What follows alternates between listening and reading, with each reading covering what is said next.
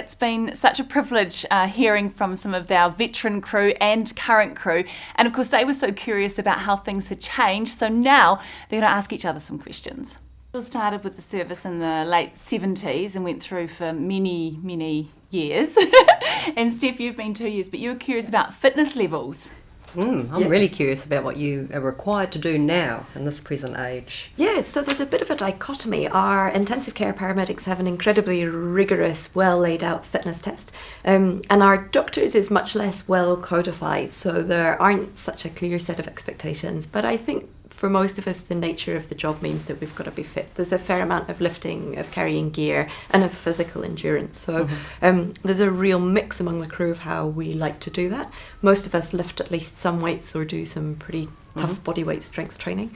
The majority of us do some kind of cardiovascular fitness, but that's super diverse, from backcountry ski touring to running to swimming. So for me personally, the bulk of my fitness nowadays is distance swimming. That's what I really enjoy. Yeah. Oh, that's fantastic. And is there actually a test that you have to pass, being one of the intensive doctors? It certainly is. Yes. So not for the doctors. The intensive care paramedics have their annual fitness, but no, we get off the hook currently. Okay. So I think that probably needs to change, and But a it's few in of your us would own like to interest coordinate to it. be super fit anyway. Yeah, exactly. I think if you turned up for the job unfit, you'd regret it very quickly. Yeah. And Rachel, of course, for you were a lifeguard, so you would have been incredibly fit when you did the job. So swimming was the priority early on, but later on it became our physical fitness for being able to lift. And some of the training we used to do was have a pack with 20 kg of weight put in it, and we'd run all around the city streets, up and down every car park that had as many levels as it could, and all around Auckland Domain, and then we did mud runs with the pack on, and it was pretty intensive. And run by Simon Barton, that was ex-Navy, and so he was a hard taskmaster. Had to do chin-ups, which are really hard for them to do actually, doing bar chin-ups. And press-ups and all the rest of it. So no, it was pretty tough going in those days. I imagine sometimes with those surf rescues, I mean, you'd have had people who were fighting you. Yeah, you had to be. Yeah, you did actually. And when they are really panicking and they think their life's all over for them, they'll just grab onto anything and they'll grab you in any way they can. So you have to be pretty forceful. Even retreat back from them. In those days you'd pass a rescue tube to them and clip them in, but if they looked too aggressive or looked like they were going to claw over you and grab you, you'd swim back and then come back, try and talk to them and get into them like that. Yeah. And Steph, I have to ask, because Rachel and Jen both talked about just jumping out of the helicopter. I assume that doesn't happen these days. No, the idea makes me sweat just thinking about it. Good on you. So particularly for doctors, we would only have a winch. There's a variety of ways of getting out the helicopter, but we would either be on the winch cable, so being mechanically lowered in and out whilst connected to a harness, or doing what's called a hover offload, where the aircraft would balance just off the ground, but perhaps at most a metre and a half to step down.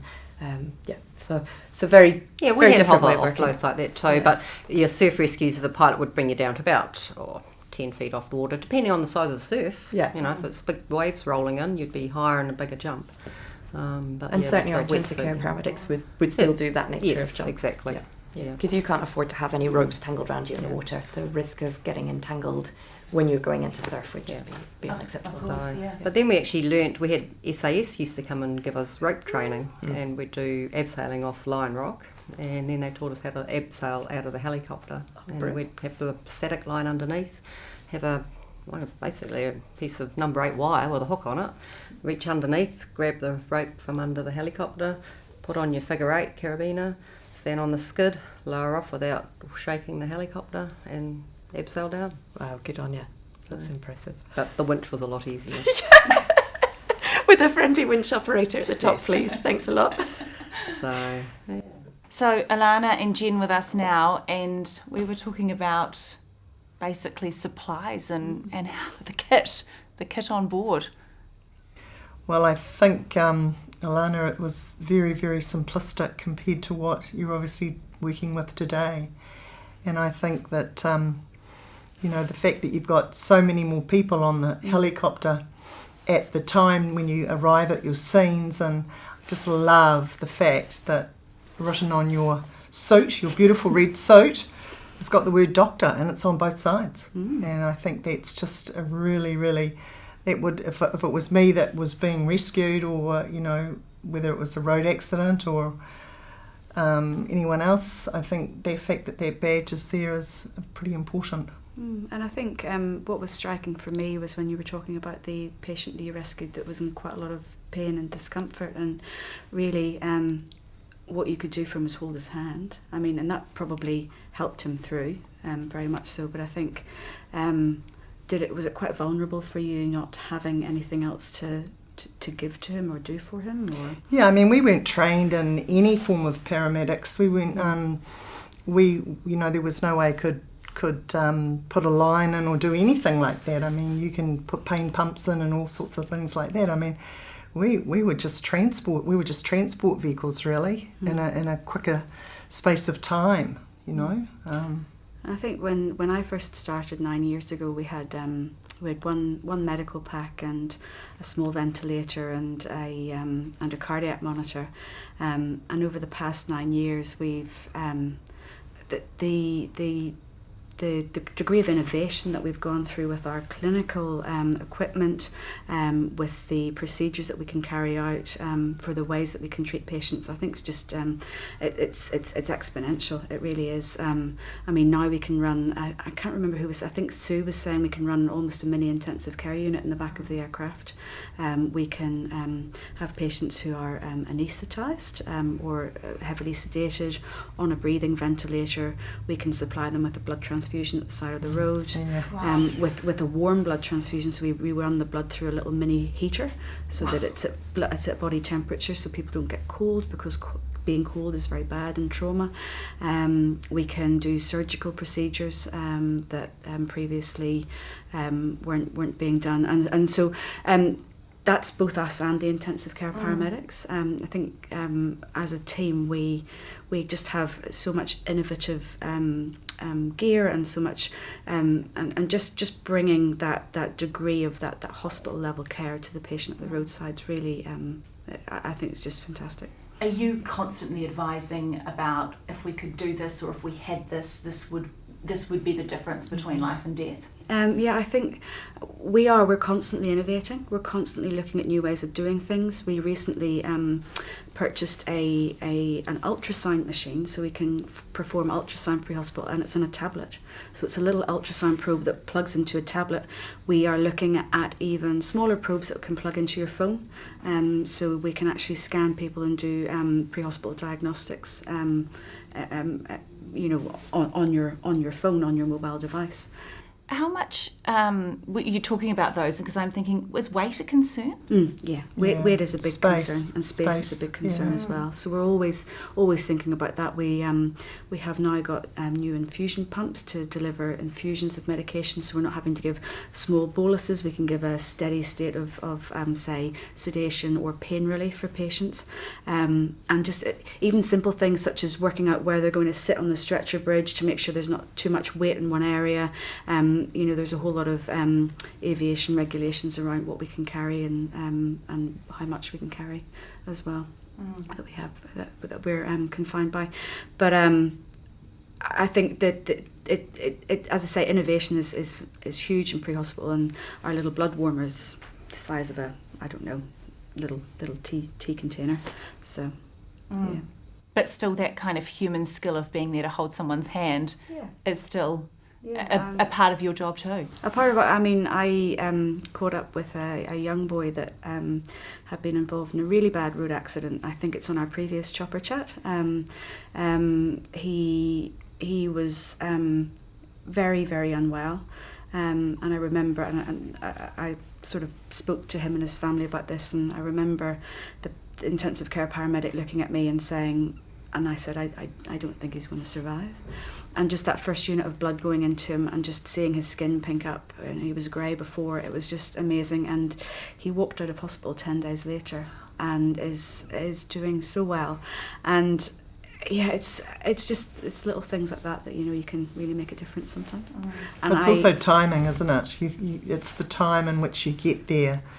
The quicker you get there and deal with things, and the fact that you're airborne and you can keep working and helping that patient.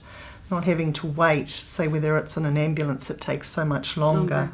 Yeah. Or a boat or a car, the fact that you can transport quickly but actually performing the assistance as well. And we sometimes don't fly people, we sometimes fly a team in to provide the care, Okay. and then we can transport back by road, because sometimes that's actually quicker. We're constantly thinking about logistics and what's the best way of getting the patient to hospital in the most in the most sort of rapid fashion. But it was interesting, you were talking about holding hands. I mean, I held this boy. He was quite upset because he was so unwell, and I just remember holding his hand and telling his mum afterwards, I think, oh, it was my boy, I want someone to do the same for them, So, yeah. But that's the human element of what we do, I think. And how lovely that you've been able to see us. So unfortunately, I wasn't well, so it was a Zoom catch up. So we did it virtually, but I think Very 2020. it was COVID Zoom catch up, but it was fantastic to sort of meet him and his family in different circumstances. So Louise is with us now and Rachel's back with a question about wellness. Yeah, wellness and the accumulation of job almost fatigue or overload. How are you coping, and what support networks are there for you nowadays? Yeah, and I think, wellness is so important, thinking with some of the hard cases we see, and things can be really traumatic, and sometimes cases, don't end well. I think we're really lucky at ARHT. We have a peer support network, and I think people are really good about checking in. And I can think of a couple examples, even at the beginning of my kind of time as a fellow and as a doctor working at ARHT, that I had a particularly tough case, and the next day I remember getting phone calls from our medical director and text messages from the pilot and the paramedics and the crew just saying, hey, are you okay? That was a tough day yesterday. How are you doing? And so I think there's a really big emphasis on wellness and making sure that people are okay, because those cases can be really hard. And especially when you come to a scene and you meet the family and you see this person in their home or at the side of the road or at the beach, it can be really tough to see people like that. You think of your own family and friends. So I've really appreciated the support. And in terms of staying well on the job, I think for me, exercise is really big. And I think for a lot of other people, trying to stay active and stay fit can really help with some of the stress from the job. And trying to get the best sleep that you can, not always easy, but Not always easy. Yeah, exactly. So trying to focus on those things and leaning on people, reaching out when you have to have, when you need a debrief can be really helpful. I think so, Yeah, very much yeah. so.